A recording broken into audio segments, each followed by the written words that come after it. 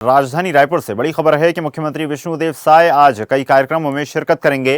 राजधानी रायपुर के कई कार्यक्रमों में शामिल होंगे सीएम विष्णुदेव साय।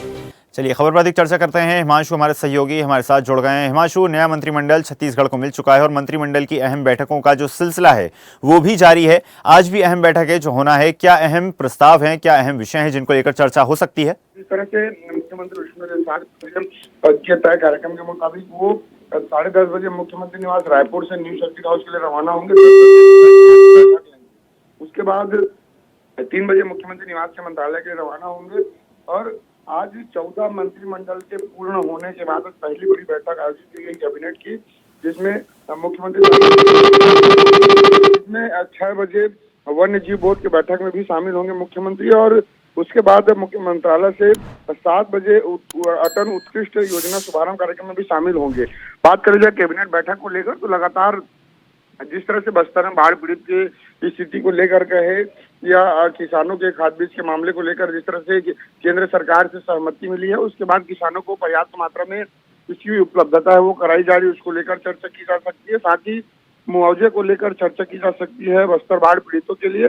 साथ ही बात कर लीजिए लगातार जो बदलाव हुए हैं विभागों में, उसमें समीक्षा की जा सकती है। किस तरह से अभी तक के जो कैबिनेट के मंत्रियों को विभाग जो बांटा गया है उसमें कार्य की क्या स्थिति है और किस तरह से विभागों में कार्य का आवंटन हुआ है और कार्य किस तरह से संचालित हो रहा है। तो कुल मिलाकर कई ऐसे महत्वपूर्ण मुद्दे भी होंगे जिसमें विष्णुदेव साय चर्चा करेंगे और अपने कैबिनेट के मंत्रियों से चर्चा के साथ साथ कुछ बातें भी रख सकते हैं। जी हिमांशु, साय सरकार वन्य जीव के संरक्षण के लिए, प्राणियों की रक्षा के लिए लगातार संकल्पित है, लगातार कार्य करती नजर आ रही है और इसी क्रम में क्या माना जाए कि वन्य जीव बोर्ड की जो बैठक होनी है उसमें कई ऐसे विषय आएंगे, कई ऐसे विषय जो सरकार लाने वाली है जिनके तहत अब वन्य जीव का संरक्षण और भी ज्यादा सख्त होगा।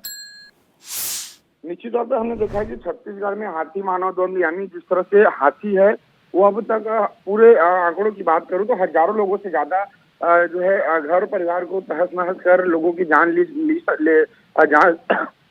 हैं। तो ऐसे में जिस तरह से सरकार के कई ऐसे प्रयास रहे हैं कि हाथी मानव द्वंद्व को कैसे रोका जाए, लेकिन अब तक इस मामले पर सफलता सरकार को नहीं मिली है और कहीं न कहीं लोग अपनी जान आज भी गंवा रहे हैं। तो उस पर भी प्रयास किया जा सकता है कि हाथी मानव द्वंद्व को कैसे रोका जा सकता है, उस पर कैसे कमी लाई जा सकती है।